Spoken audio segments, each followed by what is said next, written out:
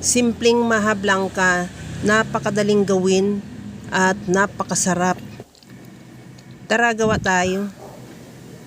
Ilagay lang natin yung coconut cream, condensed milk, cream corn at whole corn, asukal at powdered milk sa kawali at ihalo hanggang sa matunaw yung asukal.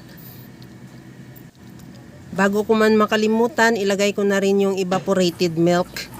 Muntik-muntika na rin makalimutan. Maglagay din ako ng buko, optional. Mayroon lang din ako buko sa ref, kaya hinalo ko na lang din, masasayang lang din sa ref pag magtagal.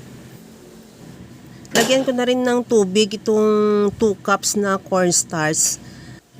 Bali 2 cups din na tubig ang nilagay ko, ihalo hanggang sa matunaw. At ilipat na natin yan doon sa ating kawali na may mixture na rin ng gatas at gata.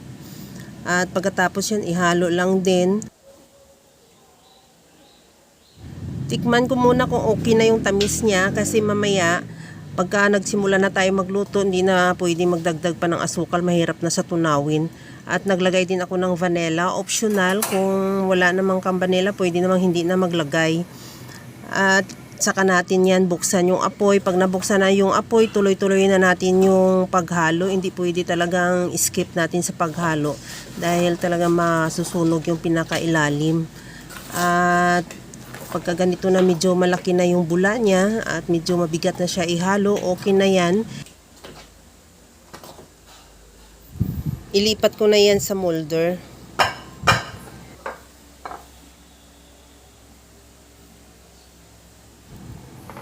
Ipa-flatten ko lang yung taas para medyo magpantay naman. At nagtira ako ng whole corn sa lata kanginang nilagay natin.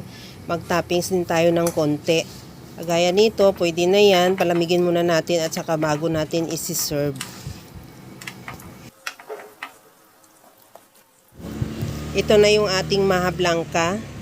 Tikman na natin. Masarap siya at tamang-tama lang yung tamis. At hindi siya matigas, hindi rin siya sobrang lambot. Okay na to. Ready to serve na. Hanggang sa muli mga kalasa. Thank you for watching. Bye-bye!